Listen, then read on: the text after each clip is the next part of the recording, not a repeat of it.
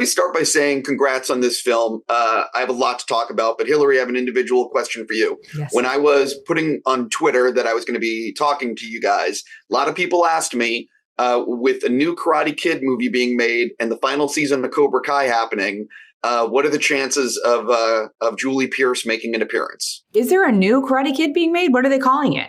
I don't think it has a title yet. Because I was the next Karate Kid. Ooh. That's right. Is it going to be like the next Karate Kid? The Karate Kid Jr. Yeah, maybe. 100%.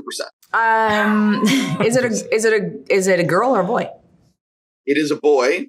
But I think more people are interested in seeing you in Cobra Kai. Oh, okay, so we'll move off of my being in the movie. I don't think I am. Yeah. I know it's like the number one question I get right now. Most people usually say, what's it like working with Clint Eastwood? But I think, are you going to be on Cobra Kai has almost surpassed that. It's because there's a lot of people that want to see it. I'll move on because, we're here for Ordinary Angels.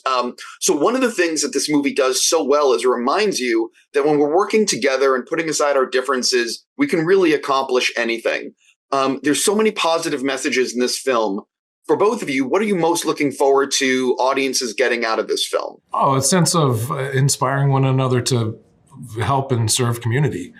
I think we live in a divisive time, and we love making monsters out of out groups or other people or individuals, and this just calls us to to look at it, those in need and without any qualification, just dive in and help. And it shows us what kind of miracles can be had when we do that.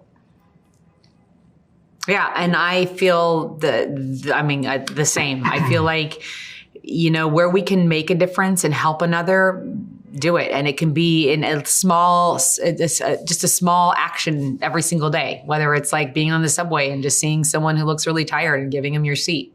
That's a nice act of kindness that it's a domino effect. Or a hug and a kiss. You could just do that. Random strangers, just hugs and kisses everywhere. Maybe. They might not see that as a... Oh, that's not a helpful... Maybe not. They might not. I'm your ordinary angel. I'm here to kiss you.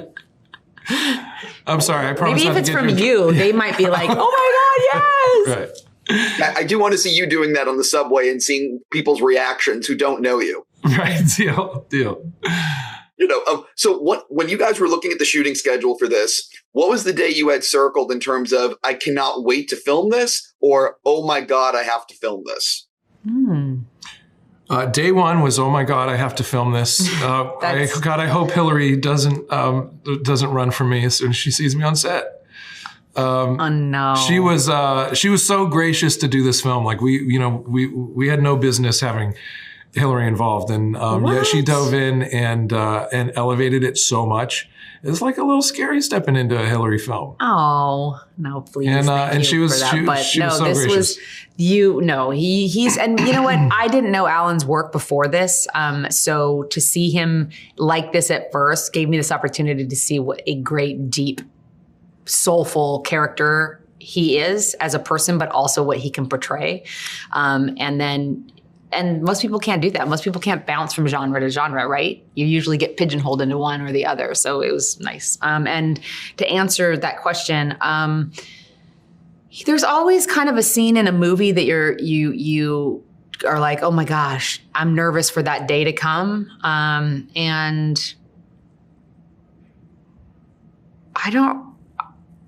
I'm trying to think of, gosh, we had the strike, right? So we have had some time since we filmed it between now and then, but I'm trying to think of like that moment.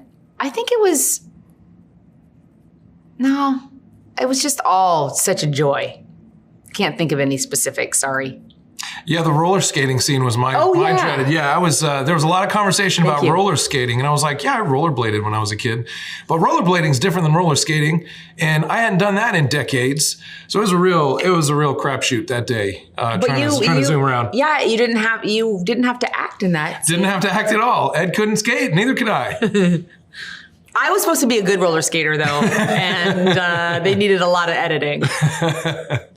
Alan, I saw on your Instagram recently that you posted about the crew on Reacher, and I want to commend you for that because there are so many people that make a movie or a TV show happen that don't get any credit.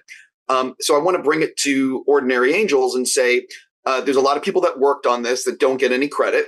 So for both of you, who's like an unsung hero that you want to shine a light on that was really instrumental to either your performance or making the film? Or you know what I mean? Like doesn't get the credit that maybe they deserve. I'd say catering. Man, yeah, that's a tough one. Yeah. Catering nourishes everybody so that everyone gets fueled back up, and they work so hard. They get there way before everybody else, you know, and they're making good food for everyone, and no one ever talks about the caterer. And you know, people don't realize, you know, food is expensive.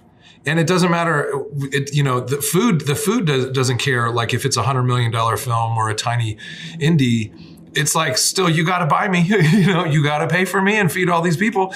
And to be able to do that in a way where everybody feels taken care of in that regard is like takes a little creativity for that department. So totally an unsung hero.